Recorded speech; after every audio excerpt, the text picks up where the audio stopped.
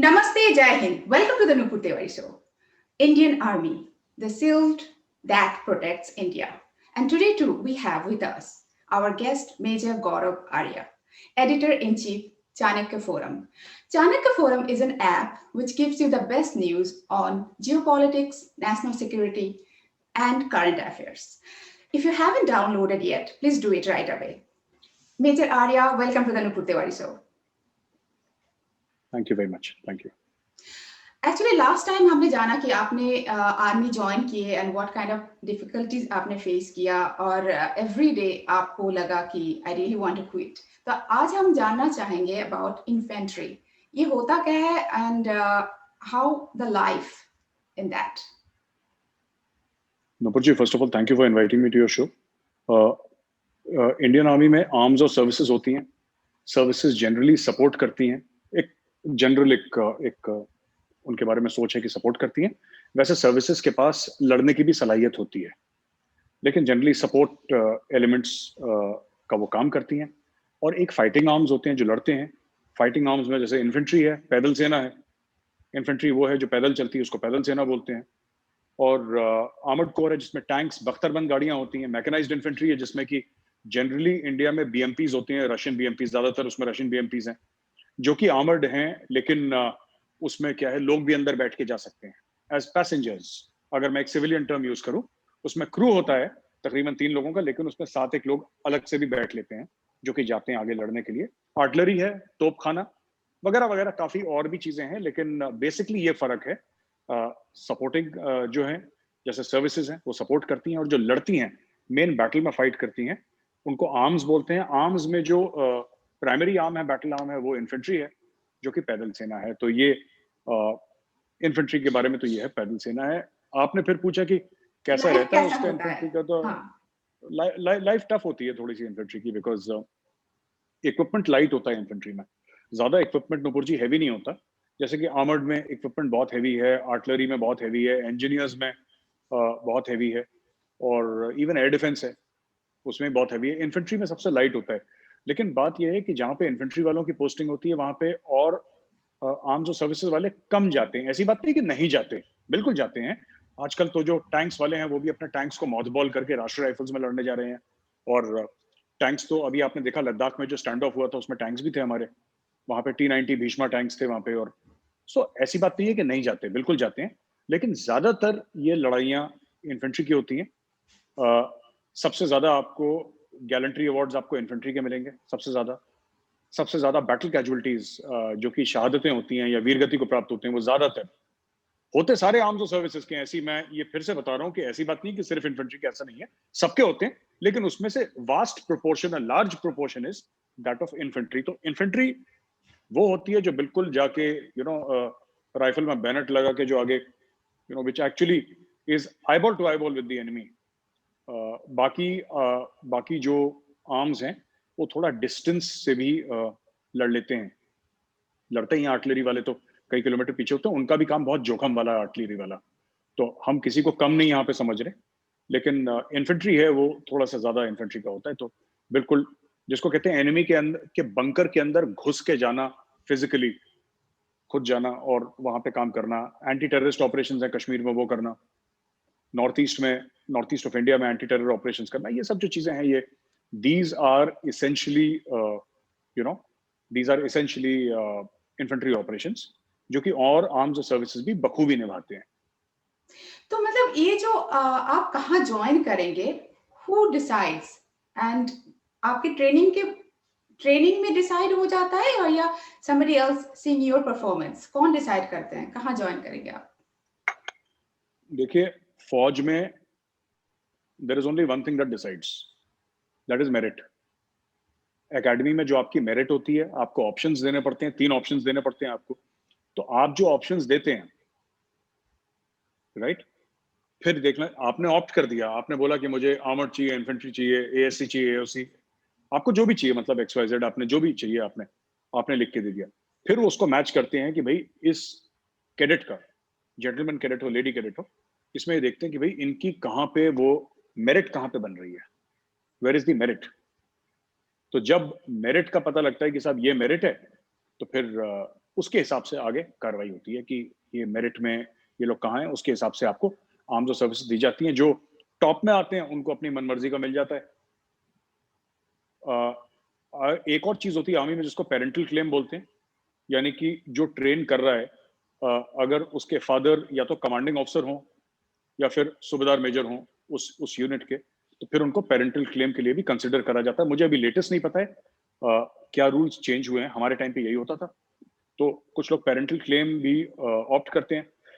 मैं लोगों को जानता हूं जो कि 3-4 जनरेशन से एक ही यूनिट में है। उनके ग्रेट ग्रैंडफादर भी फर्स्ट वर्ल्ड वॉर लड़े, कोई सेकेंड वर्ल्ड वॉर लड़ा, कोई 71 वॉर का वेटरन है, फादर ने कारगिल की लड़ाई लड़ी, बेटा अभी कैप्टन है आर्मी में। सो ये जनरेशन दर जनरेशन भी ज्वाइन करते हैं। तो ये बड़ी प्राइड की बात मानी जाती है आर्मी में कि आप उस यूनिट में आपने कमीशन लिया है या उस यूनिट में आप गए हैं जिस यूनिट में आपके फोर फादर्स या आपके फादर ग्रैंडफादर ने जिस यूनिट में सर्व करा है। तो ये बड़े गर्व की बात मानी जाती है। तो यहाँ पे मेरिट नहीं देखा जाता बिकॉज उनके फादर थे या ग्रैंडफादर थे, उसी के ऊपर उनको दे दिया जाता है? नहीं, ऐसा नहीं है। मैंने आपको क्या बोला था? सबसे पहले मैंने आपको बोला कि the deciding factor is merit in the army.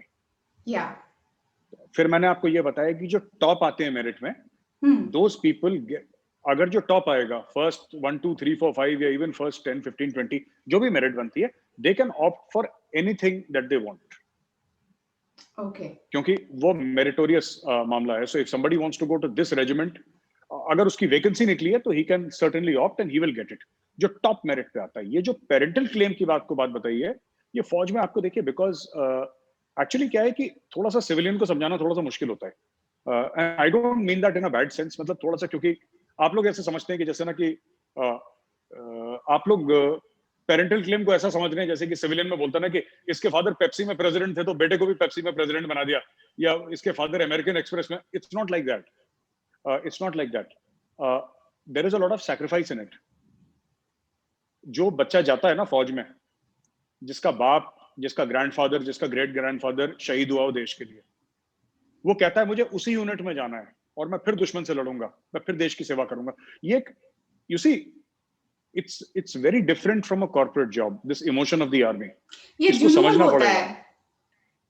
नहीं, it's not only जुनून, it's a sense of duty also. It's also a sense of duty. It's also a sense of belongingness to a unit. ठीक है? वो एक बच्चा है जो unit में पैदा हुआ, पला बड़ा, और एक दिन बड़ा हो गया और आर्मी में लेफ्टिनेंट बन के कमीशन हो गया, वो वापस उसी यूनिट में आता है और वहां पे जो उसके साथ खेले थे, वो जो सिपाही थे, वो सूबेदार बन गए, वो तो सीनियर हो गए। तो इसने बचपन से देखा है उन्हें, यू सी, एंड लोग अपनी जान देते हैं इस जज्बे के लिए, they sacrifice their lives. So ये बहुत बड़ी बात है। It's a huge honour. मैं जब ये पेरेंटल क्लेम समझा रहा हूँ ना कहीं जो हमारे जो दर्शक हैं, जिनको एक कॉन्सेप्ट के बारे में नहीं पता, they might think that अरे इसमें तो मेरिट का क्या कम है, फिर अगर इसके बाप दादा थे तो इसको भी मिल गया। तो मैं उनको कहना चाहता हूँ कि अगर आप सोचते हैं इतना आसान है तो आप चले जाओ फौज में। अभी हाल ही में गलवान की एनिवर्सरी हुई थी ना, हाल ही में गलवान की एनिवर्सरी हुई थी। तो आप गलवान में लड़ो मत, आप गलवान में पोस्टिंग मत करो अपने। जहां पे कर्नल बाबू और उनके वीर बहादुर लड़े थे, वहां पे सिर्फ 10 मिनट खड़े होके दिखा दो बस, that's all. Just stand there for 10 minutes and come back. And I will salute you. जिसको भी डाउट है, जिसको एक पैसे का डाउट है, गलवान पे जाके बस 5 मिनट खड़ा होके वापस आ जाए बस। तो ये इमोशन है, इसको समझने की जरूरत है एक करेक्ट सेंस में। तो पेरेंटल क्लेम में उस सेंस में बता रहा हूं कि जिसके बाप दादा एक यूनिट में रहे हो ना, उसका अटैचमेंट, एक जान देने का जज्बा, एक लीड करने का जज्बा, एक मोहब्बत, एक यूनिट से प्यार, वो एक अलग लेवल का होता है। That is his family. उसने और कुछ देखा नहीं है उस यूनिट के अलावा। That's his family. एग्जैक्टली नहीं, इसीलिए मैं आपको पूछ रही हूँ क्योंकि दर्शक जो देखेंगे उनको वही लगेगा, क्योंकि हम लोग सिविलियन है, हमको वही कि उसके बाप दादा वो कॉर्पोरेट में है, उसके वो सीईओ है, उसके बेटा भी सीईओ हो गया, this kind of things people are used to with it. So and इसीलिए मैंने आपको पूछा कि दर्शक को समझना बहुत जरूरी होता है क्योंकि वो इमोशन बहुत इन्वॉल्व है उसके साथ। एंड बहुत सारे हैं जिनके ग्रैंडफादर से अभी भी their grand children also in the फौज, बहुत सारे फैमिलीज है अभी भी। right? नुपुर जी 5 जनरेशन पहले उसका जो दादे का दादा था, 5-6 जनरेशन पहले, वो सिपाही था, एनसीओ बना, सूबेदार मेजर बना, फिर एक मतलब उसका बेटा एनसीओ बना, उसका बेटा सूबेदार मेजर बना, उसका बेटा अफसर बना। ऐसे कुछ हैं जिनके लेफ्टिनेंट जनरल बन गए, आर्मी में। सो ये जो रेजिमेंटेशन का इमोशन है ना, ये देखिए मैं एक बात बताऊंगा कि मैं आपको बात बताता हूँ, ना आप पूछ पाएंगे ना मैं समझा पाऊंगा। Actually I will be very honest with you, मैं इसको समझा नहीं पाऊंगा बिकॉज ना ये रेजिमेंटेशन समझने के लिए वो जिंदगी जीना बहुत जरूरी है। मैं ऐसे I will not be able to explain it actually. मैं क्योंकि वो कई फौजी कोशिश भी करते हैं समझाने की, लेकिन जब तक आपने वो जिंदगी ना जियो फौज वाली, कुछ सालों के लिए ही जियो, तो आप समझ जाएंगे कि वो बात क्या है। It's an emotion, it's a feeling, it's not a job. वो नौकरी नहीं है कि मतलब 9 to 5 और मैं मैनेजर बन गया एक मल्टीनेशनल में। It's not like that. वो थोड़ा अलग मामला है फौज का। So it's a totally more emotions than your like हम लोगों के लिए समझना, it's not that I think easy, I guess, normal it's a civilian. Service. आप एक बात बड़ी, ये फौज एक सेवा है। आपने देखा होगा कि बड़े बड़े लोग, करोड़पति लोग, अरबपति लोग, बड़े बड़े इंडस्ट्रियलिस्ट गुरुद्वारे में जाके सेवा करते हैं, ठीक है, अपनी ईगो को पीछे छोड़ के। वैष्णव देवी जाते हैं, वहां पे सेवा करते हैं, ठीक है। आप कितने भी बड़े हों, पर जब आप मंदिर मस्जिद जाते हैं तो अपने भगवान, अपने अल्लाह के सामने आप इट्स एन इमोशन। क्यों होता है मुझे नहीं पता। मुझे पता है रेजिमेंटेशन क्या होता है, लेकिन मैं आपको नहीं समझा सकता, क्योंकि unless we have walked the same path, True. You will not understand and I will not be able to explain. तो वो भी एक अलग सी चीज है। वो जीने वाली जिंदगी, वो समझाने वाला सवाल नहीं है वो कि मैं आपको समझाऊं। बट हाँ, it's a very special thing, it's a very special thing. बहुत स्पेशल चीज है। एग्जैक्टली। सो दर्शक के लिए मैं बोलना चाहूंगी डेफिनेटली कि आप लोग भी समझ रहे होंगे कि ये एक इमोशन होता है। और फौज is just the way major Arya explained कि ये जब आप मंदिर या मस्जिद गुरुद्वारा जाते हैं, जब विद द भक्ति सेवा भाव से आप अपने आप को समर्पण करते हैं, मुझे लगता है कि the same thing it works in फौज इटसेल्फ, है ना। सो तो हमने तो जान लिया थोड़ा सा इन्फेंट्री के बारे में। तो we'd love to know कि what are the other arms and services of the Indian Army, और क्या क्या सर्विस होता है इंडियन आर्मी में। देखिए नुपुर जी, ऐसा है, first of all I would like to say that सारे आर्म्स और सारे सर्विसेज बराबर हैं। कोई बोले कि नहीं हम लोग ज्यादा इंपॉर्टेंट हैं, ज्यादा जरूरी हैं, ऐसी नहीं है बात।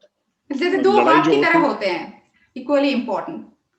हाँ, हाथ पैर सब, all the limbs of the body they are equally important. Arms भी उतने इंपॉर्टेंट है जितने सर्विसेज इंपॉर्टेंट है। तो कोई ये बोले कि नहीं साहब हमारा आर्म ज्यादा इंपॉर्टेंट है, इसका ऐसा कुछ नहीं है। अकेले कोई भी लड़ाई नहीं लड़ सकता कोई। मैं इन्फेंट्री वाला हूँ, अगर मैं बोलूँ कि मैं अकेले लड़ाई जीत जाऊंगा, that's not possible, it's not possible. हमें साथ मिलके ही लड़ना होगा और कोई ऑप्शन नहीं है। क्योंकि फौज की जो रचना है लड़ाई की, एक पूरा एक वॉर प्लान है, it depends upon everybody, it does not depend on only one person, it's not like that. मैं आपको बताता हूँ होता क्या है। जैसे मैंने बताया, इन्फेंट्री पैदल सेना होती है, फिर बख्तरबंद गाड़ियां जो आर्मर्ड व्हीकल्स होती हैं, तो आर्मर्ड कोर ये ट्रैक्स पे होती हैं, उनमें व्हील्स नहीं होती, ट्रैक्स होते हैं, आपने देखा होगा। फिर मैकेनाइज्ड इन्फेंट्री है, मैकेनाइज्ड इन्फेंट्री में बीएमपीज होते हैं। इन्फेंट्री ट्रूप कैरिंग व्हीकल्स होती हैं, ये भी बख्तरबंद गाड़ियां होती हैं। इनमें भी कैनन होती है, आई थिंक 30 mm की कैनन होती है इसमें। और फास्ट मोबिलिटी के लिए हैं ये ट्रूप्स भी कैरी करती हैं। आर्टिलरी है, तोप खाना है, जो कि बोफोर्स आपने सुना होगा, इंडिया में बड़ा फेमस था। कारगिल की लड़ाई में बहुत कमाल का काम करा था बोफोर्स ने, तो आई थिंक हमें नहीं भूलना चाहिए। और आर्टिलरी भी एक बहुत गजब का आर्म है, हैट्स ऑफ टू देम। उसके अलावा आपके जैसे कि कोर ऑफ इंजीनियर्स हैं, कोर ऑफ इंजीनियर्स भी मैं तो I am personally in awe of them. Corps of engineers मैं उनके साथ थोड़ा बहुत रहा भी हूँ शूटिंग के लिए। और वैसे तो सभी हैं, I am in awe of everybody, infantry हो, आर्मर्ड हो, आर्टिलरी हो। लेकिन खासतौर से मैं कहना चाहता हूँ कोर ऑफ इंजीनियर्स जो इंडियन आर्मी के हैं ना, उनको आप देखेंगे तो आपको लगेगा कि ये लोग काम कैसे कर लेते हैं ऐसा। दे उनके लिए impossible is an everyday task. वो रोज कुछ ना कुछ ऐसा करते हैं कि it will leave you shocked. And all of them are professionals, I mean whether it's any arm और सर्विस। बट मैं अपना पर्सनल बता रहा हूँ, जो मैंने कोर ऑफ इंजीनियर्स का देखा था। I spend time at the Madras sappers हैं इंडियन आर्मी के, तो उनका बैंगलोर में सेंटर है। तो वहाँ पे मैं गया था, और मतलब मैं, जिसको कहते हैं ना, एक अंग्रेजी में वर्ड है gobsmacked, when your mouth is hanging open and you don't know कि ये हो क्या रहा है, you know, that level of professionalism and amazing. So core of engineers make things, they blow up things. वो ब्रिज तोड़ भी देते हैं, ब्रिज बना भी देते हैं, और उनका बड़ा बड़ा बहुत ज्यादा कॉम्प्लेक्स काम है कोर ऑफ इंजीनियर्स का, ये मैं कहना चाहूंगा। It's highly complex. मतलब काम फौज में किसी का भी आसान नहीं है, बट कोर ऑफ इंजीनियर्स का थोड़ा सा, मुझे ऐसा मेरा पर्सनल ओपिनियन है कि it's very sophisticated, highly this thing complex work. Then there is the air defence artillery. You know, air defence वाले ये होते हैं जो कि इनकमिंग थ्रेट्स हैं आपके, फ्लाइंग हैं जो, या प्लेन्स हैं, मिसाइल्स हैं, उनको इंटरसेप्ट करते हैं, उनको डिस्ट्रॉय करते हैं। ये भी बहुत highly technical, highly professional arm है, राइट। फिर उसके बाद सर्विसेज में आपके आ जाते हैं, जैसे कि एएससी है, एओसी है, ठीक है। आर्मी सर्विस कोर है। आर्मी सर्विस कोर जो राशन सप्लाई करती है, फ्यूल सप्लाई करती है इंडियन आर्मी को। इनके ड्राइवर्स हैं जो 24 आवर्स आपको एमुनिशन, वेपन्स सप्लाई करते हैं। केरोसिन जिसको हम इतना सस्ता समझते हैं ना, हाई एल्टीट्यूड में एक बार खाना ना मिले, केरोसिन अगर नहीं मिलेगा तो आदमी मर जाएगा वहां पे। ये ऐसे ऐसे जगह जाके 18-20 हजार फुट पे जाके सप्लाई करते हैं। तो बहुत मतलब जिसको कहते हैं ना कि वेरी टफ जॉब इनका है। देन आर्मी ऑर्डिनेंस कोर है। आर्मी ऑर्डिनेंस कोर जो कि आपके वेपन सिस्टम्स हैं उनको सप्लाई करते हैं, आपके क्लोथिंग है, शूज हैं, एमुनिशन है, गोला बारूद है, ये सब। तो एक पूरा जो सिस्टम है फौज में, एक पूरा लॉजिस्टिक्स का, जिसको सप्लाई चेन बोलते हैं लोग, वो एक सिस्टम है। बिकॉज जो सिपाही है जो कि बॉर्डर पे लड़ रहा है, उसको दिन में 3 बार खाना भी खाना है, उसको कपड़े भी पहनने हैं, उसको एमुनिशन भी चाहिए, राइट। आप सिर्फ ये नहीं कह सकते कि जोश जोश में राइफल लेके पहुंच जाओ, पता लगा 30 मिनट के बाद उसका एमुनिशन खत्म हो गया, फिर क्या करेगा वो। आप किसी को ऐसे मरने के लिए तो नहीं छोड़ सकते। You have to support him in every manner. और आर्मी पूरा सपोर्ट करती है एक एक चीज में, within our facilities whatever we have. You know, the army tries to give the best, जो सबसे बढ़िया है वो देने की कोशिश करती है आर्मी। सो ये सब I think all of them are equally important. इसमें कोई ऐसा नहीं है कि हु इज लेस इंपॉर्टेंट और मोर इंपॉर्टेंट। एग्जैक्टली वही लगा मुझे आपसे, मतलब कोई भी एक के बिना एक नहीं चल सकते, मतलब इक्वली, बिल्कुल है ना। तो एक्चुअली आप तो बिल्कुल। इन्फेंट्री से है, और हम जानना चाहेंगे कोई अगर कोई इंटरेस्टिंग आपके know during your working time, कुछ भी अगर इंटरेस्टिंग बातें, या आपको कुछ ऐसा हुआ जो स्टिल रिमेम्बर। डेफिनेटली आपको तो सब कुछ रिमेम्बर हुआ ही होगा। Something interesting if you can share with us. नहीं, बहुत इंटरेस्टिंग चीजें थी हमारी यूनिट। पहले हमारी 1994 में मैं कमीशन हुआ था, तो सूरतगढ़ में थी यूनिट हमारी। इन 1994 unit was in Suratgarh. Suratgarh के बाद हम लोग गुरदासपुर गए। गुरदासपुर के बाद हम लोग पू चले गए। पू इज हाई ऑल्टीट्यूड है, ये क्या बोलते हैं इसको, लाहौल स्पीति हिमाचल में। तो पू is on the line of actual control. Okay. You know, Tibet, you want to call it Tibet, you want to call it China. So 15-20-30 कदम पे था वो वहां से। और वहां पे मैं, तो शिपकिला एक जगह पोस्ट है, शिपकिला में, शिपकिला का कंपनी कमांडर था। तो काफी अच्छी, मैंने कहानी पहले भी सुना चुका हूँ, लेकिन मैं सुनाता हूँ, बड़ी इंटरेस्टिंग कहानी थी। तो थोड़ी सी बर्फ खिसक गई थी, और हमारा जो सप्लाई था ना, वो मतलब जो जिसको कहते हैं फ्रेश, हम लोग कहते हैं फ्रेश में आ जाती हैं आपकी, जैसे हरी सब्जियां आ जाती हैं, मिल्क आ जाता है, तो वो दब गया था। तो हमारे पास कुछ था नहीं फिर, और काफी राशन हमारा बर्बाद हो गया उसमें, क्योंकि वो बर्फ ऐसे धस गई थी साइड में। तो हमें फिर हमारे पास कुछ था नहीं, सिर्फ चावल था और थोड़ा सा नमक था। तो हमने 2 दिन नमक खाया, चावल खाया। तो फिर हमसे, मैं पूछता था, जो हमारा खाना बनाता था ना, कुक, उस समय पूछता था कि लंच में क्या है, तो कहता था चावल और नमक है। और मैं कहता था डिनर में क्या है, कह रहा साहब नमक और चावल है। तो हम लोग उसी में खुश हो जाते थे। सो मतलब वो भी एडवेंचर थी एक किस्म की। और वो भी एक एक अलग जज्बा था। सब लोग साथ थे, एक साथ हम लोग, पूरी कंपनी थी वहां पे। ब्रावो कंपनी थी, मैं ब्रावो कंपनी कमांडर था शिपकिला में। तो सब लोग एक साथ थे, तो हो जाता है फिर, सब लोग एक दूसरे का साथ देते हैं। कुछ बड़े मजबूत होते हैं, कुछ थोड़े से कमजोर होते हैं, लेकिन सब एक दूसरे का हाथ पकड़ के फौज में चल जाते, भाईचारा होता है तो काम हो जाता है फिर। So those are very good days. मुझे लाइन ऑफ कंट्रोल की याद है, जब हम लोग पुंछ एंड राजौरी सेक्टर में थे, लाइन ऑफ कंट्रोल पे। मैं 1998-99 की बात कर रहा हूँ। तो उस उस समय इट वाज, वहां पे एक पाकिस्तानी पोस्ट थी, आई थिंक उसका नाम कोबरा था या कुछ, पता नहीं, नाम भूल गया मैं, कुछ था उसका नाम, पोस्ट का नाम याद नहीं मुझे। पाकिस्तानी पोस्ट, वो फालतू में फायर करता था बीच में, पता है, at odd time he would just aim at us and fire and then go back to sleep. फिर वो पता नहीं कब उठता था, तो हम कहते थे कि अभी जाग गया, अभी इसको घर की याद आ रही है, ये फायर कर रहा है हमारी तरफ। तो वो बीच में ऐसा होता रहता था कुछ ना कुछ। तो वो भी बहुत अच्छा एक्सपीरियंस था। And you know that there are thousands of small little stories, but overall it was a good time, and I learned a lot, not just from my seniors, जो मेरे जवान थे चाली कंपनी के। मैं अल्फा कंपनी में commission हुआ था, मतलब कमीशन होकर मैं अल्फा कंपनी में आया था, उस 2IC alpha company. At that time major D S Rawat, बाद में कर्नल डीएस रावत थे, वो रिटायर हुए। तो मेजर डीएस रावत मेरे कंपनी कमांडर होते थे, उन्होंने बहुत कुछ सिखाया मुझे, मेरे सीनियर्स ने बहुत कुछ सिखाया। जो मेरे कंपनी के, अल्फा कंपनी के जो जवान थे, एनसीओ थे, है ना, तो सीएचएम हुआ करता था हमारा, सीएचएम भीम सिंह, गोल सा मुंह था भीम सिंह का, गोरा गोरा लाल था, एब्सोल्युटली रेड। उनसे बहुत सीखा। एक हवलदार जगत सिंह था, बाद में वो ही रिटायर्ड एज अ जेसीओ, सूबेदार बन के गए वो, एनएसजी के थे जगत सिंह। उनसे बहुत कुछ सीखा मैंने। डेल्टा कंपनी के, मैं आपको नाम बता रहा हूँ क्योंकि नाम जरूरी है।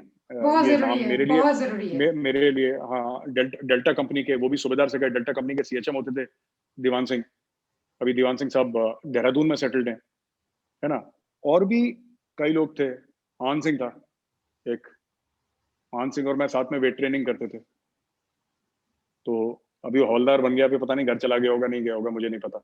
और कितने लोग थे, ये मेरे संगी साथी हैं, इसमें जवान भी हैं, एनसीओ भी हैं, जेसीओ साहिबान भी हैं, ऑफिसर्स भी हैं। सब लोगों ने कुछ ना कुछ सिखाया मुझे, and I learn from everybody, सब ने सिखाया मुझे। और हर समय मैं, हम तो थोड़े नुपुर जी बिगड़े भी थे ना यूनिट में, हम तो क्यों? थोड़े से बिगड़े टाइप के भी थे यूनिट में। अरे यूनिट में देखिए, यूनिट में स्ट्रिक्टनेस होती है, इसमें कोई शक नहीं है।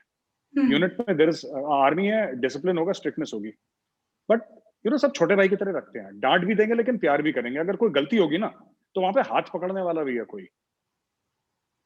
तो हम तो नॉर्मल थे, यूनिट वालों ने इतना कॉन्फिडेंस दिया कि हमें ऐसा लगने लगा हम शेर हैं बहुत बड़े। तो it is all because of the unit, there so much of love and affection. आज भी बहुत याद करते हैं, मैं भी उनको याद करता हूँ। तो ये सब लोग हैं जो मेरी, यू नो बहुत हैं, इसमें से मैं नाम सिर्फ 3-4 ही लोगों के लिए हैं, लेकिन बहुत लोग हैं जिनकी वजह से मैंने सीखा। सूबेदार मेजर हंसा दत्त साहब हुआ करते थे जब मैं आया था यूनिट में। तो एज अ सेकंड लेफ्टिनेंट, हमारे आजकल तो सेकंड लेफ्टिनेंट होता नहीं, हमारे टाइम पे तो सेकंड लेफ्टिनेंट होते थे। तो हम उनके सामने नहीं जाते थे। एक क्यों? सूबेदार मेजर एक इंस्टीट्यूशन होता। अरे हमारे टाइम के लोग बहुत खुर्राट होते थे, देवर वेरी, आजकल तो फौज में थोड़ा सा मतलब अभी भी हैं, अभी भी I think the new generation is far better, हमसे तो बहुत ही अच्छे हैं जो नए वाले आ रहे हैं, मुझसे तो खैर बहुत ही अच्छे हैं। लेकिन एक जमाने में था, मैं अब कैसे समझाऊं आपको, मैं समझाने में थोड़ा सा वही चीज है कि these people were old time soldiers, जो पुराने टाइम के जो बड़े खुर्राट होते थे ना soldiers, they were that, like that, कि मतलब उस जमाने में देखिए नुपुर जी ना, फेसबुक नहीं होता था, ट्विटर हाँ। नहीं था, सोशल मीडिया नहीं था, टेलीविजन चैनल्स नहीं थे, दूरदर्शन एक बेचारा थका माथा सा चलता था, और तो कुछ था नहीं हमारे पास। और यूनिट में काफी टाइम तक हमारे पास टीवी भी नहीं थी, एक डब्बा सता पता नहीं चलता नहीं था। तो बाद में टीवी आया। अब बेसिकली कहने की बात ये है ना नुपुर जी की, बेसिकली आई टेल यू, इसमें इशू ये था कि उस जमाने में सोशल लाइफ जो थी ना आर्मी में, that revolve around the unit. Unit परिवार हुआ करता था, पलटन परिवार हुआ करता था। तो वहीं पे यारियां थी, वहीं पे दोस्तियां थी, वही हमारे रिश्ते थे, वही हमारी जिंदगी थी। हमें बाहर की दुनिया के बारे में पता नहीं था, हमें कुछ नहीं पता था कि बाहर क्या होता है। And those were days that were more innocent, more pure. आजकल क्या है कि यंगस्टर्स थोड़े से सोशल मीडिया भी देख लेते हैं, यूट्यूब भी देख लेते हैं। हमारे टाइम पे लाइन ऑफ कंट्रोल पे तो टीवी नहीं था, तो अब 24 घंटे कैसे बिताएंगे? रात को आप एम्बुश पे चले गए, सवेरे क्या करना है? सवेरे सीएचएम ने रिपोर्ट दे दी, साहब श्रीमान इतने इतने वो हैं, इतने सीनियर जेसीओ साहब आ गए, साहब इतने जेसीओ, इतने एनसीओ, इतने अदर रैंक परेड पर हैं। ये सब आपने कितनी बार परेड स्टेट मांग लोगे? कितनी बार हथियार की सफाई कर लोगे? कितनी बार एम्बुश पे चले जाओगे? So you deal with loneliness on the line of control, that is the biggest factor. आप अकेले हो पोस्ट में, एक ऑफिसर रहता है एक पोस्ट में, so you are the only one. आप वहां पे बैठे हो वहां पे, एंड आप इधर हो, सामने दुश्मन है। अब चिट्ठी आती है, हमारे टाइम पे अब तो 3G चलता है ना वहां पे, 4G चलता है बॉर्डर पे, पर हमारे टाइम पे तो चिट्ठी आती थी हफ्ते में एक बार, अगर आ गई तो चिट्ठी का वेट अच्छा, वो करते थे बॉर्डर लोग। मूवी की तरह चिट्ठी आते थे। अरे वो बॉर्डर, एक तो हमारे बॉलीवुड वालों से बड़ा परेशान हुई है, ऐसी गलत सलत पिक्चरें बनाते हैं फौज के बारे में। टोटल मैं एक आपको बात बताता हूँ, एक बड़ी इंडियंस को बड़ी पसंद है एक फिल्म हकीकत, नहीं जिसमें देखा कर मैंने। चले हम, अरे हकीकत एक बहुत फेमस फिल्म है, कर चले हम फिदा जानो तन साथियों, हाँ हाँ अब हाँ हाँ तुम्हारे हाँ, हवाले गाना वतन सुना है। साथियों। हाँ हाँ। अब उसको इतना, उस फिल्म को इतना रोमांटिसाइज कर दिया। मैं ये नहीं कह रहा हूँ बुरी फिल्म है, मैं कह रहा हूँ उस फिल्म का हकीकत से ज्यादा कुछ लेना देना नहीं है। वो लड़ाइयां ऐसे नहीं, रिजांगला की लड़ाई दिखाई थी एक वहां पे, रिजांगला की लड़ाई मेरी रेजिमेंट ने लिखी थी, आपने किसी और रेजिमेंट का नाम दे दिया वहां पे। तो जो रिजांगला के सर्वाइवर्स थे उन्होंने मुझे खुद बताया, and they are on record. मैं पेट्रियट करता हूँ एक TV show, hmm. Popular TV show है पेट्रियट, उसमें उन लोगों ने बताया जो सर्वाइवर्स थे रिजांगला के, मेरी रेजिमेंट के थे। तो मैंने पूछ लिया, मैंने बोला साहब आपने हकीकत देखी? कह रहे हैं बीच फिल्म में, हकीकत फिल्म में बीच में ये रिजांगला के जो सर्वाइवर्स थे, they got up and they left because they took it as an insult to the regiment. है सर, हम लोगों ने लड़ाई लड़ी यार, तुमने किसी और रेजिमेंट, फौजी थोड़ा सा इस मामले में होते भी, होना भी चाहिए, क्यों नहीं होंगे। तो ये चीज थी। तो थोड़ा सा बॉलीवुड में इनएक्यूरेसीज बहुत ज्यादा है। हम्म। ये एक पता नहीं क्या क्या ये लोग बनाते हैं। एक ही मूवी मुझे लगी जेन्युइन, मैं टू बी वेरी ऑनेस्ट, आज तक बॉलीवुड की जो मैंने मूवी देखी है इंडियन आर्मी पे, एयरफोर्स के ऊपर एक मूवी बनी थी विजेता, which was quite nice. Indian army के ऊपर जो एक फिल्म बनी है दैट इज कॉल्ड प्रहार, नाना पाटेकर की, दैट फिल्म इज प्रहार। वो बिल्कुल जेन्युइन मूवी है ओके। इंडियन आर्मी के बारे में। बाकी मुझे ये जो भी लेटेस्ट बनी है, they are over the top typical Bollywood melodrama, मुझे नहीं समझ में आती ये सब चीजें, ये सब आई डोंट लाइक इट। बहुत बहुत धन्यवाद मेजर आर्या इतने सारे कहानी सुनाने के लिए। एंड प्रहार के बारे में दर्शक अगर आपने नहीं देखा है तो जरूर देखिएगा। जैसे मेजर आर्या ने सजेस्ट किया कि only that is the movie which जो प्रैक्टिकल रियल आई थिंक घटना के साथ बने हैं। तो आज के लिए यही तक। हाँ जी। I am sorry to interrupt you, वो एक घटना पे आधारित नहीं है मूवी। अच्छा। उसमें जिस तरीके से इंस्ट्रक्टर्स बात करते हैं, जिस तरीके से ऑफिसर्स चलते हैं, अपने आप को कंडक्ट करते हैं, जिस तरीके से रैंक्स पहने हैं, जिस तरीके से रिबन्स पहने हैं, जिस तरीके से एक फौज का पूरा एक स्ट्रक्चर है, प्रहार is the only movie two my knowledge, अगर कोई और ओके। बनी हो जो मैंने नहीं देखी, it's only to my knowledge where आपने कहाँ देखा है फौजी गाना गा रहा है रेगिस्तान में, संदेशे आते हैं, तो गाना कौन, मैंने तो कभी नहीं देखा किसी को गाते हुए। ये पता नहीं कुछ अपनी तरफ से कुछ ही बना देते हैं, गोल गोल घुमा देते हैं। वो ठीक है, उनको बेचने के लिए, मूवी बेचने के लिए उनको चाहिए ये सब एलिमेंट्स, कि माँ हाँ। अपने बेटे का वो क्या सर पे सहरा लेके घूम रही है battle, I don't know what nonsense they show. Anyway, but the fact of the matter is that this is not true. It might be good cinema, and I am not a good जज of cinema, मुझे cinema के बारे में knowledge नहीं है। It could be good cinema, but this is not the ईथॉस of the Indian army. जो मिलता जुलता जो मुझे लगा, वो मुझे प्रहार में लगा मिलता जुलता। थोड़ा बहुत लक्ष्य में भी है जो मूवी थी लक्स। ऋतिक की। हाँ। हाँ, थोड़ा बहुत, मैं पूरा नहीं कह अच्छा। रहा, बट हाँ उसमें भी कुछ तो था, अच्छा था, it was okay. But if you want to see, मेरे हिसाब से अगर आपको देखनी मूवी, तो आप उसमें उसमें ईथॉस दिखाया है इंडियन आर्मी का, जो the way he conducts himself. तो वो जो, अगर आपको ईथॉस देखना है इंडियन आर्मी का, यू सी इट इन प्रहार। Sure sure, I will watch the movie. तो दर्शक आप लोग भी देखिए। और आज के लिए यहीं तक। Thank you so much major Arya. And हम फिर थैंक से यू। मिलेंगे विद अनदर एपिसोड। आज के लिए जय हिंद।